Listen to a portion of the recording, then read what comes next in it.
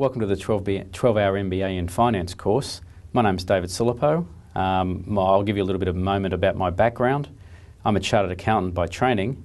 I started my career at PricewaterhouseCoopers many years ago. I worked in their audit, management and business services, corporate finance areas.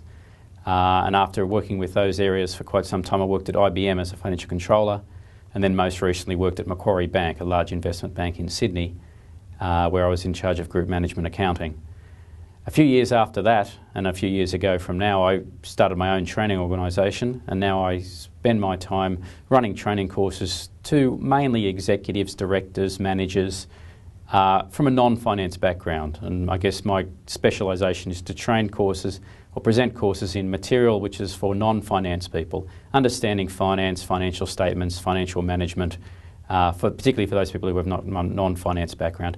And I guess that's the purpose of this course, to present information to people who are from a non-finance background to understand the financial information better.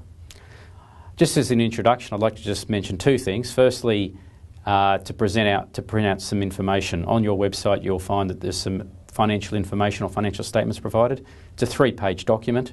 So if you can print that out, that will be very helpful because I'll be referring to that throughout the presentation. In addition, I'd also like to encourage participation. Now clearly participation is a little bit different in an online situation as opposed to a face-to-face situation, but I still believe participation is possible, and participation in this context means participation through the notes and making notes. As I'll be presenting this material, I would definitely encourage you to be making as many notes as possible.